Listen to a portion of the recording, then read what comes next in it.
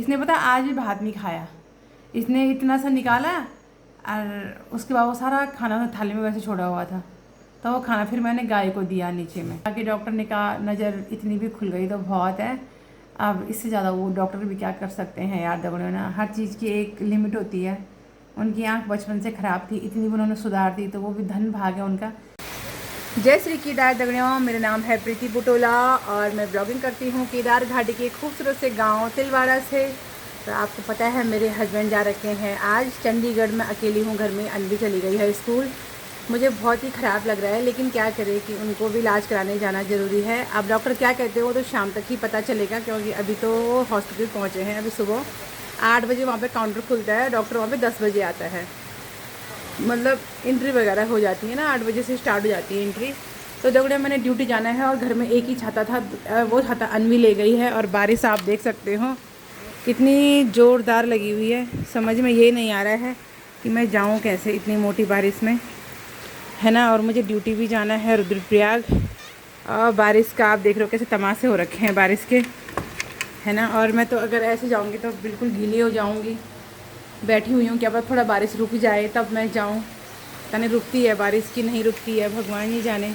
बहुत मोटी बारिश लगी हुई है, देख सकते हो आप यहाँ से, बहुत भयंकर लगी हुई है यार दगड़ियों। देखो झमाझम बारिश लगी हुई है, गार्ड गदने लगे हुए हैं। और इस बारिश में मैं रास्ते लगी हुई हूँ, क्या बोलूँ, मैं तो खुद को दिखा भी नहीं पा रही हूँ, कैमरा ही नहीं घुमा पा रही मैं। एक हाथ से एक हाथ में छाता है, एक हाथ में फ़ोन है। यहाँ देखो तो बाबा इतनी मोटी है, यक यक देखो तो क्या गार्ड गदन लग यहाँ देखने पे तुम लग यहाँ। ये देखो तो, ये देखो ऐसी इतनी भयंकर बारिश लगी हुई है ना कि मैं क्या बोलूँ। ये बाबा ये पानी का छोड़ देना है। ये देखो दो भाई कहना जानवर रुद्रप्रयाग अब तहसील में के बल तहसील है ना यहाँ आगे में, वहाँ पे रोड बंद भी हो रखी है और खुल जाती है ना जल्दी जल्दी। ये दगड़ियों के कोयड़ी लगी डांडियों में सोना का मैं ना बेकनी के रोना। अली रोपण लगाओ नहीं गया तुम बरखा है कि पुंगड़ो छोले लो किलो खून वखर। हाँ यार जमीद जब जब आज, हाँ हाँ यार आज बारिश लगी ना, लोग खेतों में पहुंच गए होंगे सीधा रोपनी लगाने के लिए, पता तुम्हें। तब उन सोना का मैं ना बेकनी के रहना। भेज नमस्ते भेज बरखा लगी। हाँ ये देखो तिलवाड़ा की सड़क यूँ पूरी नाली भर गई। यहाँ तो नाली पूरी सड़क में आ गई। देखो दगड़ियों तुमने, ये होता है बारिश में ना, ये है तिलवाड़ा की सड़क के हाल। मतलब लग नहीं रहा है कि बारिश मतलब सड़क कहाँ है नाली कहाँ है, एक हो रखा है सब। अब जाएं तो जाएं कैसे जाएं, इस बारिश में बुरे हाल हो जाते हैं। ये देखो ओवरफ्लो हो गया है सारा, क्योंकि नालियाँ साफ ही नहीं हो रखी, सारा पानी भर गया है। अरे इसकी दुकान के अंदर तक पानी चला गया यहाँ, है ना। अब हम जाएं तो जाएं पर कहाँ जाएं बेचारे। छाता भी खरीदना है, देखो मैंने मांग के लाई, पता किसी का छाता मैं। भलो तिलवड़े भलो रुद्रप्रयाग गाड़ी मिल ली मैं तेने। यहाँ देखो यहाँ यहाँ यहाँ यहाँ देखो यहाँ, हे भगवान बारिश बारिश बारिश, कितनी बारिश लगी हुई है। फाइनली जो बारिश में हमें गाड़ी मिल गई है, बड़ी मुश्किल से। आज तिलवाड़ा पॉइंट में एक भी गाड़ी नहीं थी और बड़ी मुश्किल से गाड़ी मिली। मुझे लगा आज मैंने रुद्रप्रयाग जा पाऊँगी, छुट्टी ना हो जाए आज। और देखो कहीं रोड बंद ना हो, ठीक है रोड नहीं ना कहीं बंद, अच्छा नहीं है तब ठीक है, नहीं तो बहुत टेंशन हो जाती है बरसात में। यही समस्या है पहाड़ों में कि बरसात में यहाँ पे बहुत ज़्यादा परेशानियाँ हो जाती हैं। अब तो इस पूरे 1-2 महीने यही समझो फिर। अब तो बारिश में गाड़ी बड़ी मुश्किल से मिली। फाइनली मैं पहुँच गई हूँ अपने ऑफिस वाले रास्ते में। हल्की हल्की बारिश लगी हुई है अभी। ओहो फिर से बारिश लग गई, फिर से बारिश लग गई यहाँ पे। क्या बोलें, आज बारिश में बहुत बुरे हाल हैं। सिरों पकड़ तो रास्ता बंद हो रखा है, रास्ता खुला भी नहीं है अभी तक। बाकी देखो तब कैसा होता है, ठीक है तब। तो दगड़ियाँ छुट्टी का टाइम हो गया है, अब मैं घर जा रही हूँ। और गाड़ी का देखते हैं यार, गाड़ी मिल जाए। डेली गाड़ी की टेंशन रहती है। और आजकल थोड़ा सा, आज और कल में थोड़ा सा स्कूटी पकड़ी थी ना किसी भैया की, बैलेंस ही नहीं बना पा रही हूँ यार मैं। क्या करूँ भला बोलो दगड़ियों, आएगी मुझे स्कूटी सीखनी है, क्या होगा मेरा। कभी नहीं चलाई ना एकदम से, तो मुझसे हो नहीं रहा है यार। सीख पाऊँगी दगड़ियों क्या मैं स्कूटी चलाना? टेंशन हो रही है मुझे अच्छी। बोला बोला सीख पाऊँगी मैं। ओहो अरे यार दगड़ियों, ये कुत्ता फिर यहीं पे लेटा हुआ है यार, क्या करना मैंने अच्छी। आज फिर से कुत्ता, कल भी कुत्ता, आज भी कुत्ता। ये लोग पता नहीं क्यों छोड़ते हैं इन कुत्तों को ऐसे यार। देखती हूँ तब काटता है कि नहीं काट। दगड़ियों अगर काटेगा तो देखना मुझे वह। हाँ ये कुछ नहीं किया यार उसने। मुझे बहुत डर लगता है दगड़ियों कुत्तों से, लेकिन उसने आज कुछ नहीं किया। चलो दगड़ियों मैं सड़क में पहुंच गई हूँ, देखते हैं गाड़ी मिलती है कि नहीं मिलती है। ठीक है, तो फाइनली गाड़ी मुझे मिल गई है। और आप देख सकते हो अलकनंदा नदी का जलस्तर बहुत ज़्यादा बढ़ा हुआ है, क्योंकि सुबह बहुत बारिश आई यहाँ पे। बहुत ज़्यादा बारिश की वजह से यहाँ पे पानी का जलस्तर बढ़ा हुआ है। और अब हम पहुँचते हैं घर, देखते हैं कब तक पहुँचते हैं। तो हे दगड़ियों, मैं आज पहुँच गई थी शाम के 6:30-7 तक। मैं हमेशा घर ही पहुँचती हूँ, क्योंकि गाड़ी मिलने में लेट हो जाती है। फिर भी गाड़ी मिल ही गई थी मुझे और मैं पहुँच गई थी। उसके बाद मार्केट में थोड़ा सब्जी ली। अनवी को बहुत ज़्यादा खांसी हो रही है ना, तो उसके लिए दवाइयाँ वगैरह लेके आई। इसने पता आज भी भात नहीं खाया। इसने इतना सा निकाला और उसके बाद वो सारा खाना थाली में वैसे छोड़ा हुआ था। तो वो खाना फिर मैंने गाय को दिया नीचे में। ये ना जब से इसके पापा गए ना, इसने दिन का खाना ही खाना छोड़ दिया भाई। ऐसे मैं ऐसे पापा इसको खिलाते थे, पापा के साथ खाती थी ये। अरे ये खाना ही नहीं खा रही है, कहना मुंडा रहे मैं तई लकड़ी पर। नहीं, अभी रात को रोटी खा रही है। इसने 2 केले खाए, एक दूध का गिलास पिया और बस कह रही मैं रोटी खाती ही नहीं हूँ। मैंने करना क्या है इसका? ये ऐसी है, जब ना इसके पापा नहीं रहते ना, ये खाना नहीं खाती है, बिल्कुल भी नहीं खाती है खाना भाई। बस सुबह को स्कूल ले गई होगी टिफिन में, पता नहीं टिफिन खा लेता तूने? हाँ। एक रोटी टिफिन पे खा ली, बस वही खाया सुबह से। एक रोटी खा ली, एक रोटी भी जिंदा है ये सुबह से, है ना। बोल बोल के थक गई हूँ। खाना खा ले, सब्जी बनाई है, रोटी बनाई है और खा ही नहीं रही है। क्या करना? 2 केले खाए उसने, दूध का गिलास पिया और बस।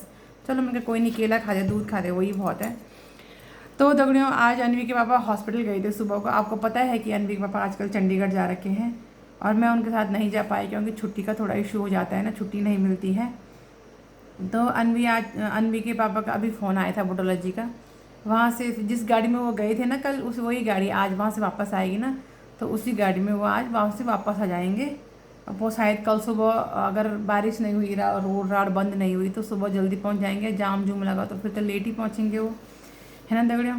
तो मैं बता दूँ डॉक्टर ने क्या कहा। एक्चुअली में क्या हुआ कि उन्होंने डेट हमें दी, लेकिन जो हमारी मैडम थी ना, सृष्टि मैडम, उनको वहाँ पे 3 साल हो गए तो उनका ट्रांसफ़र हो गया। मुझे बहुत बुरा लगा, क्योंकि वो मैडम ना बहुत अच्छी हैं यार, मतलब बहुत अच्छी थी यार वो सृष्टि मैम ना। कितना अच्छे से अनवी के पापा को ट्रीट करती थी, अनवी के पापा को देखती थी। अब पता मैंने क्या सोचा था, अनवी पापा ठीक हो गए हैं तो मैं किसी दिन सृष्टि मैम को ना छोटा सा गिफ्ट लेके जाऊँगी, या जैसे कोई पेन हो गई, या फिर अनवी के हाथों से कोई ड्राइंग हो गई, ऐसा कुछ मैं उनको दूंगी। लेकिन उनका ट्रांसफ़र हो गया और हमें ये भी नहीं पता उनका ट्रांसफ़र हुआ कहाँ है, वो गए कहाँ है, क्योंकि वो लोग बताते नहीं है ना। ठीक है। और जो वैशाली मैम थी वो तो 1-2 महीने रहती हैं वहाँ पे, बाकी वो कभी अमेरिका जाती हैं, कभी लंदन जाती हैं, मतलब उनके फ़ॉरेन के टूर लगते हैं ना, नई नई चीज़ें सीखनी होती हैं उनको, तो वो वहाँ चले जाते हैं। वो वाली मैम भी वहाँ पे नहीं थी, तो आज पूरा स्टाफ नया था वहाँ पे। तो उन्होंने आँखें वगैरह टेस्ट की है, उन्होंने प्रेशर वगैरह चेक किया। प्रेशर तो बढ़ा ही हुआ है, 20 पे जा रखा है। तो उन्होंने कहा फ़िलहाल तुम दवाइयाँ वगैरह खा लो, अगली डेट 1-2 महीने बाद दी है उन्होंने फिर, और ड्रॉप्स वगैरह डालते रहना की। और क्या कहते हैं उससे, बाकी वो मैडम तो है नहीं जिन्होंने इनका ऑपरेशन वगैरह किया था, वो आज मिले नहीं वहाँ पे। तो उन्होंने कहा अगली डेट पे मिल जाए, क्योंकि डॉक्टर भी इधर उधर चले जाते हैं, तो उनके वही थे वहाँ पे खाली, जो वो रहे होंगे ना, मतलब जो उनके असिस्टेंट वगैरह होते हैं वही थे वहाँ पे। तो इसीलिए अच्छे से देख नहीं पाए डॉक्टर, मतलब वो। अब हमको तसल्ली तभी मिलती है जब दृष्टि मैम देखे या वैशाली मैम देखे, तो वो दोनों मैम तो वहाँ थी नहीं। तो भले ही दूसरे डॉक्टर ने भी देखा, वो भी अच्छे हैं, लेकिन तसल्ली जो है उन्हीं से मिलती है जिनसे को हम शुरू से दिखाते हुए आ रहे हैं ना। तो उन्होंने पता नहीं क्या काला मोतियाबिंद होता है, कहा कि उसके टेस्ट करवाना। आज जब तक वहाँ पे गए तब तक वो काउंटर बंद हो गया, क्योंकि 12 बजे के बाद वहाँ पे टेस्ट होते भी नहीं हैं, है ना। तो उन्होंने कहा कोई नहीं, आप अगली बार करवा देना, ऐसे इतनी कोई दिक्कत नहीं है, लेकिन फिर भी सारे टेस्ट कराने होते हैं, तो उसके टेस्ट वो बाद में करवा लेंगे। फिर देहरादून जाएंगे तो वहाँ पे करवा देंगे। अभी हम आएंगे ना, अभी बीच में अगर ये प्रेशर वगैरह चेक कराने, उन्होंने बोला है कि बीच बीच में प्रेशर चेक करवा लेना। लेकिन आपको पता ही है रुद्रप्रयाग सिरकोट तो बजरी पड़े हुए हैं, प्रेशर चेक करने की मशीन तो है नहीं। तो सीधा देहरादून ही जाना पड़ेगा इनको अपना प्रेशर चेक कराने के लिए। तो वहीं जाएंगे दृष्टि हॉस्पिटल में, वही है वहाँ पे बेस्ट हॉस्पिटल, वहीं जाएंगे। जो काला मोतिया का है उसकी टेस्ट भी अगर वो वहीं करवाना चाहें तो वहाँ भी करवा सकते हैं, ऐसा नहीं है। तो देखते हैं आगे आगे क्या होता है। अभी बाकी डॉक्टर ने कहा नज़र इतनी भी खुल गई तो बहुत है, अब इससे ज़्यादा वो डॉक्टर भी क्या कर सकते हैं यार। दगड़े ना, हर चीज़ की एक लिमिट होती है। उनकी आंख बचपन से ख़राब थी, इतनी भी उन्होंने सुधार दी तो वो भी धन भाग है उनका, लेकिन इससे ज़्यादा नहीं होगा। अब उन्होंने कहा कि इतना ही रहेगा, इससे ज़्यादा तो होगा भी नहीं। और कोई बात नहीं यार, ठीक है, इतना भी दिख रहा है उनको, मतलब मैं दिख रही हूँ, अनवी के पापा को, मतलब मन इंसान दिख रहे हैं, चेहरे दिख रहे हैं। भले ही बारीक चीज़ें नहीं दिख रही होंगी उनको, जैसे नाक की फुल्ली हो गई, कुंडल हो गई, ये चीज़ें नहीं दिख रही है, लेकिन इंसान उनको दिखाई दे रहा है, रास्ता दिखाई दे रहा है। बारीक मतलब बारीक चीज़ों को थोड़ा दिक्कत हमेशा उनको रहेगी, पर चलो कोई बात नहीं, क्या कर सकते इतना ट्रीटमेंट के बाद इतना। अब ऐसा है कि थोड़ा सा मतलब जैसे मुझे नौकरी मिल गई तो मुझे अच्छा लग रहा है कि मेरा घर चल जाएगा। तो एक आदमी भी अगर कमाने वाला हो तो घर चल जाता है। तो मैंने उनको बोला कोई बात नहीं, टेंशन लेने की तुम्हें ज़रूरत नहीं है, तुम आराम से घर में रहो, अपनी अनवी को देखो, वो स्कूल से आ रही है जा रही है, बस उतना उसको खाली बोलोगी भी कि अनवी है बेटा ऐसे कर काम कर स्कूल का, उसी को देखो। मैंने कहा तुम्हें ज़्यादा टेंशन लेने की ज़रूरत नहीं है। तो बस यही है, अगर हम दोनों घर ही में हो तब थोड़ा टेंशन हो जाती है ना।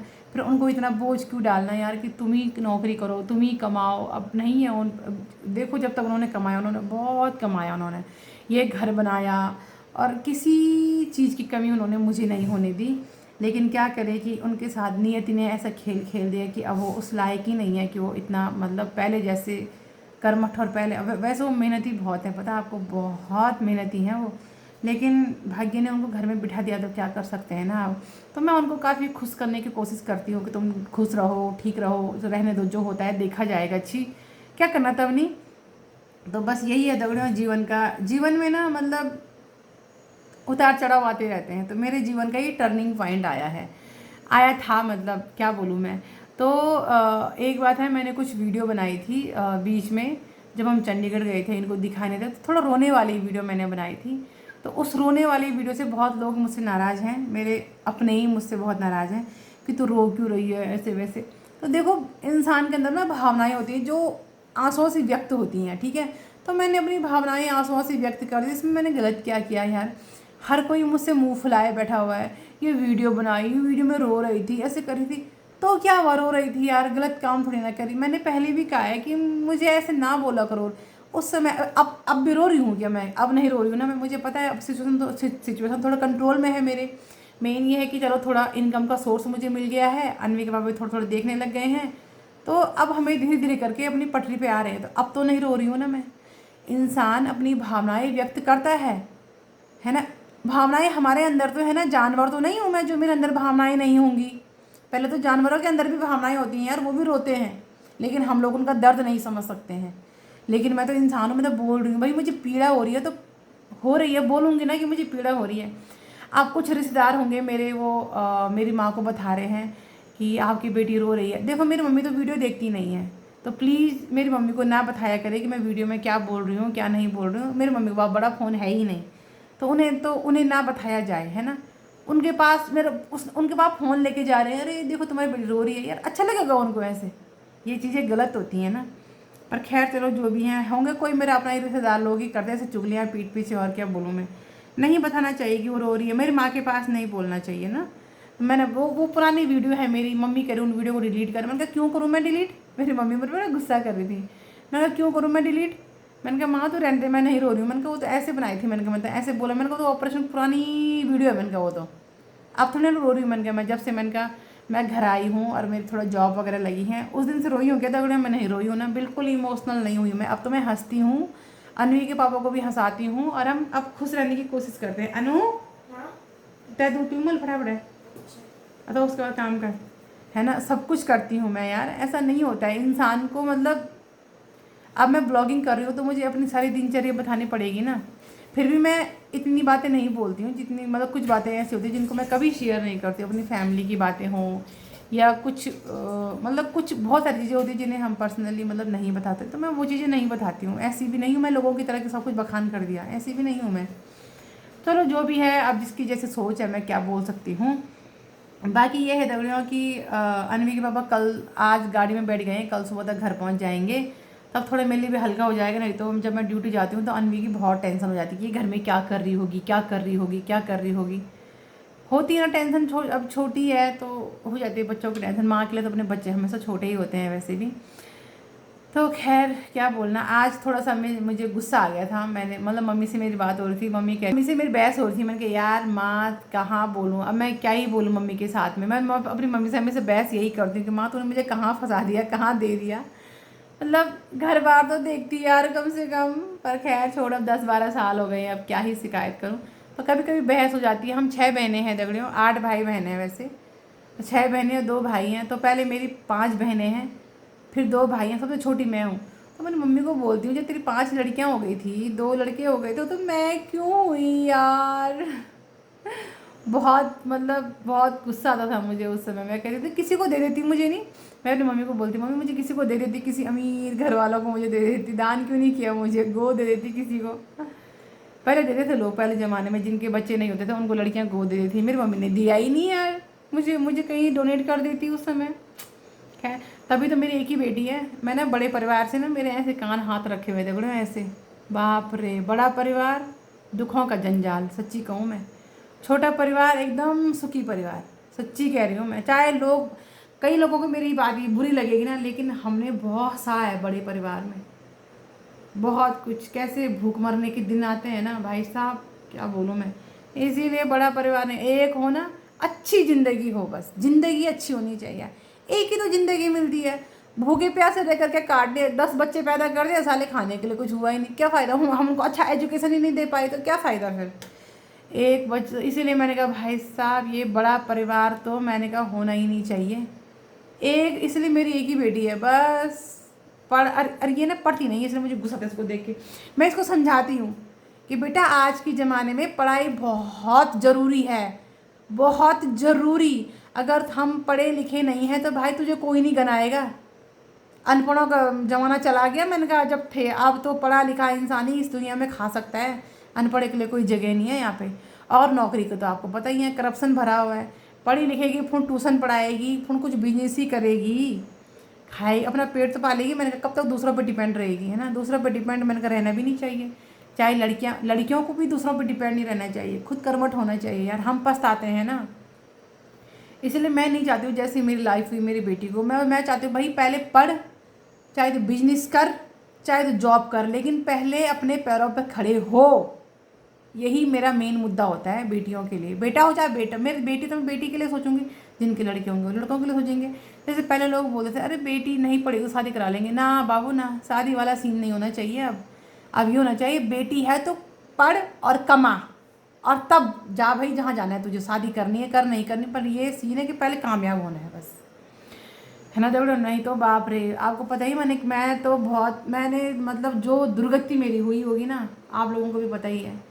तो अब मुझे समझ आ गया है कि पढ़ना लिखना बहुत ज़रूरी है। तो यही मैं इसको समझाती हूँ, समझती है मेरी बात को तो। आप पढ़ ले चल, पर किसी समझ नहीं है ना वे तब। खैर छोड़ो दगड़ा, क्या बोलना। तो अब कल सुबह अनवी के बाबा पहुँच जाएंगे, थोड़ा अच्छा भी लगेगा ना। तो घर भी एकदम सूना सूना सूना लग रहा है यार सच में ना। अच्छी कल आ जाएंगे अनवी के पापा। तो ठीक है दगड़ियों, like comment share and subscribe my YouTube channel. आजकल आप लोग मेरी वीडियो देख नहीं रहे हो, बहुत कम व्यूज़ जा रहे हैं, बहुत बुरा फील हो रहा है मुझे सच में। चलो ठीक है तब, बाय।